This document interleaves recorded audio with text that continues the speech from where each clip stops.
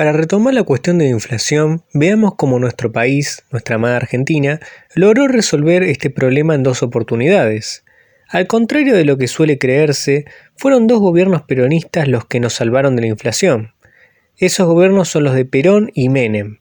Sin embargo, sus soluciones fueron bastante disímiles. Resulta llamativo, al menos teniendo en cuenta lo que el sentido común parece expresar, que justamente hayan sido dos peronistas los que más lograron disminuir la inflación en Argentina. Y de hecho, como podemos apreciar en este estudio, la inflación durante el gobierno de Perón en promedio tan solo llegó al 18% durante su segundo mandato, mientras que la inflación que dejaron otros presidentes fue muchísimo más alta en comparación con estos porcentajes.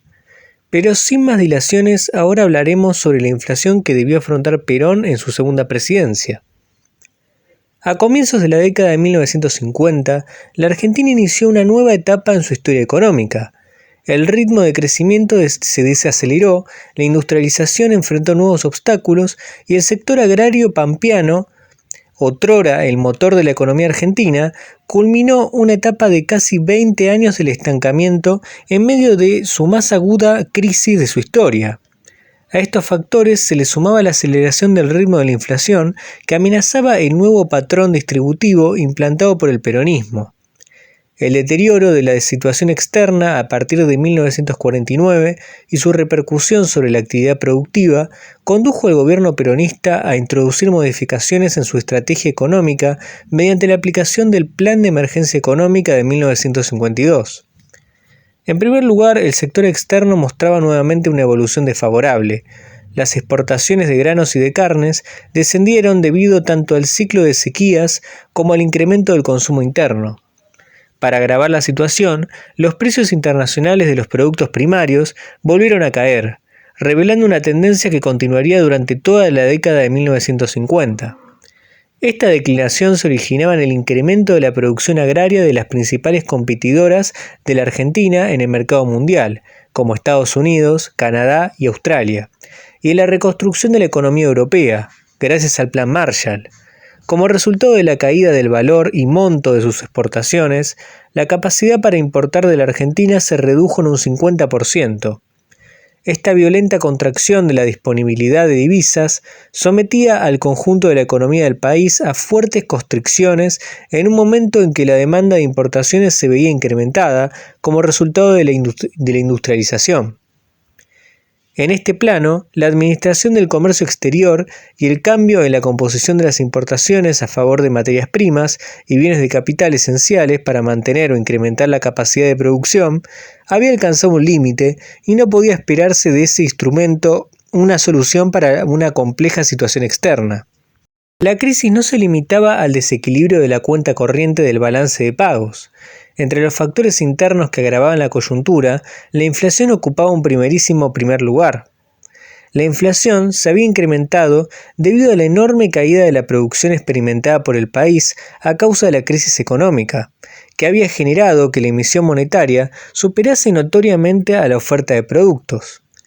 También se debía al aumento de salarios que incrementó notoriamente el consumo, el cual presionó sobre los precios y provocó que los patrones aumentaran los precios de sus mercaderías para seguir ganando lo mismo que ganaban antes del incremento de los salarios de los trabajadores. Este hecho se denomina como una inflación producida por la puja distributiva entre precios y salarios. Si bien el equipo de Gómez Morales, que había reemplazado a Miguel Miranda en la conducción económica a principios de 1949, había identificado con bastante precisión los problemas que afrontaba la economía local, las medidas tomadas para contener el crecimiento de los precios no habían dado resultados apreciables. La reanudación de políticas monetarias y crediticias expansivas en el marco de una economía con plena ocupación alentó la inflación. El costo de vida ascendió al 37% en 1951, revirtiendo la tendencia del año previo, y la inflación mayorista trepó al 49%.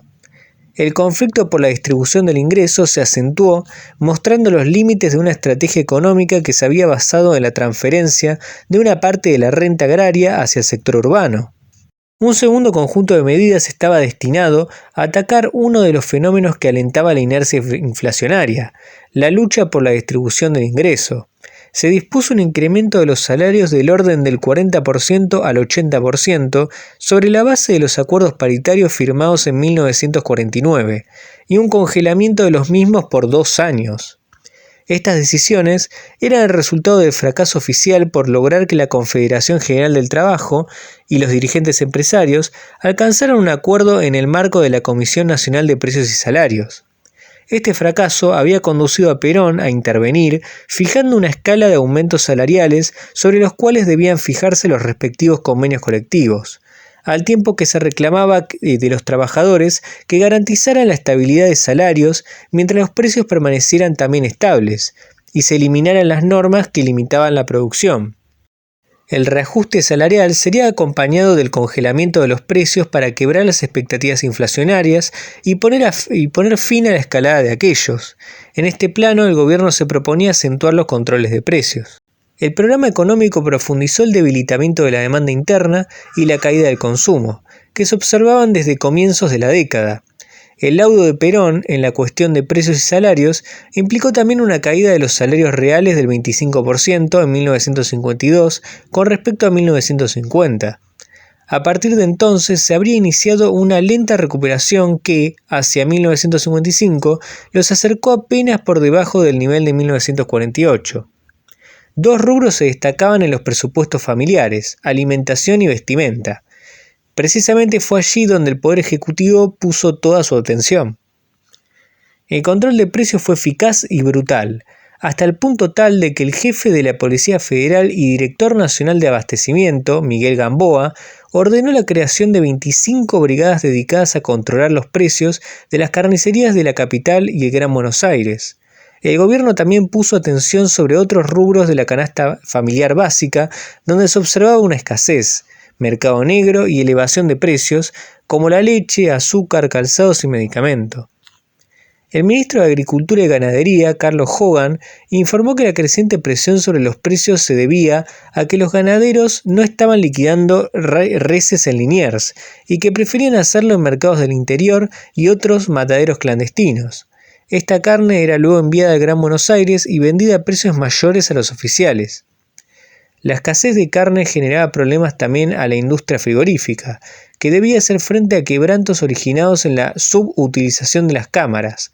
La caída de la oferta no solo afectaba a los consumidores porteños, sino también a la exportación. El Poder Ejecutivo rechazó la posibilidad de ampliar la veda para el consumo interno, es decir, la prohibición de comercializar carne para el abasto, la cual, establecida en un día por semana, usualmente se ampliaba a 2 a fin de atender la exportación. En cambio, prefirió acentuar los controles oficiales y la promoción de la producción y consumo de pescado y carne porcina, y asimismo emplear el crédito oficial para premiar a los ganaderos, procurando que con una menor liberalidad en su otorgamiento se presione a los productores a enviar mayores cantidades de ganado a los mercados. Con el mismo fin se autorizaron incrementos en los precios oficiales para acercarlos a los del interior. En cuanto a la política monetaria, esta cambió en su orientación, moderando la expansión de la oferta gracias a la contracción de los gastos fiscales que originó la paralización de las obras públicas. A ello se le sumó la contracción de la oferta monetaria derivada del fuerte déficit del sector externo y del incremento de los depósitos bancarios, que respondió al estímulo al ahorro. Estos factores permitieron que se pasara de una política monetaria expansiva a una contractiva. En pesos constantes, la emisión neta de la moneda en 1952 cayó un 49% con respecto al año previo y un 59% en relación a 1950. Sin embargo, la contracción duró poco, porque en 1953 el gobierno volvió a flexibilizar su política monetaria y la creación neta de moneda trepó en un 108% con respecto a 1952. Retornando a niveles de 1950 y 1951. El incremento de la oferta monetaria se vio impulsada por la demanda estatal. La adquisición de las cosechas por el IAPI se convirtió en la principal fuerza impulsora, ascendiendo del 14% de la expansión monetaria total en 1952 al 24% en 1953 y al 33% en 1954. ¿Y acaso este plan económico fue beneficioso para bajar la inflación? Lo cierto es que sí, debido a que pasamos, luego de aplicar este plan económico, de tener una inflación de más del 30% a tener una inflación del 4% en 1955. Es decir, que la inflación bajó del 38% al 4%, luego de la aplicación de este plan económico. Con lo cual se podría decir que el peronismo, si bien logró aumentar la inflación, aunque esto en realidad se haya debido más bien a una cuestión internacional, a un problema de índole internacional, lo cierto es que logró bajar la inflación. Y es por eso que Perón no se caracteriza por ser uno de los presidentes que más aumentó la inflación en Argentina, sino todo lo contrario. Es por eso que en realidad la inflación no puede explicarse solamente como una cuestión monetaria, digamos, o un fenómeno monetario, porque justamente Perón en aquel momento luego aumentó la emisión monetaria y sin embargo eso no generó inflación.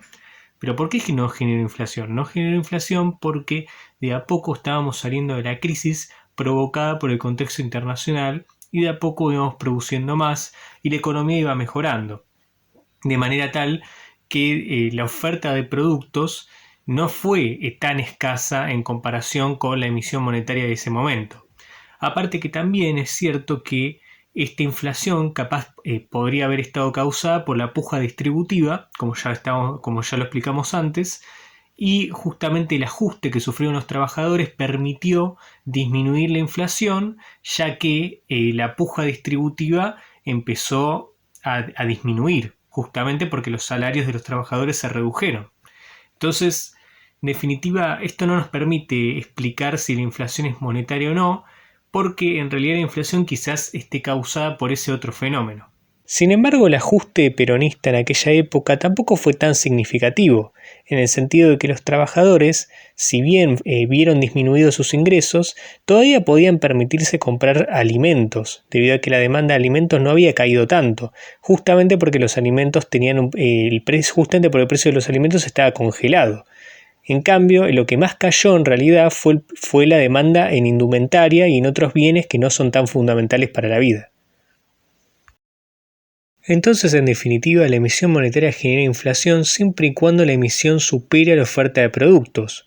De acuerdo con este gráfico que se encuentra en un estudio que adjuntaré en las fuentes, existiría una correlación entre emisión e inflación, pero la falta de correspondencia entre la emisión y la inflación, principalmente entre los años 2002 y 2009, puede ser atribuida al crecimiento de la economía producto de la capacidad ociosa heredada. La posibilidad de aumentar la producción compensó en parte los efectos inflacionarios de la mayor cantidad de dinero en manos del público, según expresa este estudio. Entonces hasta ahora tenemos dos causas que explican la inflación. Primero, el aumento de la emisión monetaria que no es compensado por una suficiente oferta de productos, ¿no? Esa es la primera causa, que ya quedó demostrada. Luego, la segunda causa puede ser la puja distributiva, ¿no? La puja distributiva que provoca que justamente el aumento de salarios después provoca un aumento de los costos de los productos. Y luego, otro problema que podemos expresar es el problema justamente de los impuestos que poseen los productos que provocan que justamente los productos suban de precio. Cuando uno va al supermercado, cuando uno paga un producto en un supermercado, también está pagando impuestos. Con lo cual los impuestos lo que hacen es aumentar el precio del producto. ¿Cuál es el problema? El problema es que, primero, para bajar la emisión monetaria, es necesario que estemos bien económicamente, debido a que justamente la emisión monetaria aumenta en tiempos de crisis. Y ese es el gran problema justamente, cuando la emisión aumenta en tiempos de crisis, justamente como la producción en tiempos de crisis es más acotada, eso termina generando inflación. Pero el problema es que si no se aumenta la emisión monetaria, entonces se puede derivar en una situación peor todavía, que es en una situación de deflación. Entonces es un problema muy complejo. Después, con respecto a la puja distributiva, también es muy complejo de resolver, pues debido a que, en todo caso, lo que hay que tratar de hacer es que los empresarios no aumenten el precio de los productos. Y eso se puede hacer mediante un congelamiento de precios. El problema es que el gobierno actual es bastante blando a la hora de llevar a cabo un congelamiento de precios y obviamente que no van a llevar el mismo congelamiento de precios que llevó a cabo Perón en el 52. Eso desde ya está descartado. En tercer lugar se podrían bajar los impuestos que le cobran al consumidor, los impuestos regresivos que les cobran a los consumidores cuando van a comprar productos al supermercado. El problema es que la mayoría de esos impuestos lo que hacen es financiar todo lo que es seguridad social. Nosotros en un video, en el video del ajuste, en el cual yo hablo sobre el ajuste, justamente explicaba que la mayoría de los ingresos que recauda el Estado a través de los impuestos se utilizan para financiar la seguridad social. ¿Y por qué la seguridad social se encuentra desfinanciada? Bueno, por varios motivos. Uno de los principales motivos por los cuales la seguridad social se encuentra desfinanciada es que actualmente hay mucho trabajo negro. ¿Eso qué produce?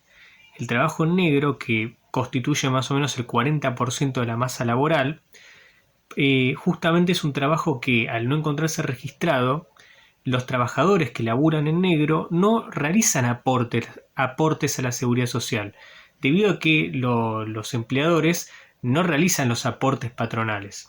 Eso provoca justamente que se vaya desfinanciando cada vez más el sistema. Entonces, se hace necesario que justamente el Estado cobre impuestos para poder financiar la seguridad social. Justamente lo que provoca el trabajo negro es que la seguridad social se desfinancie. Esto a su vez provoca que el Estado se vea obligado a subir los impuestos o a cobrar impuestos, cobrarles impuestos a los alimentos para poder justamente recaudar el dinero suficiente como para financiar a la seguridad social.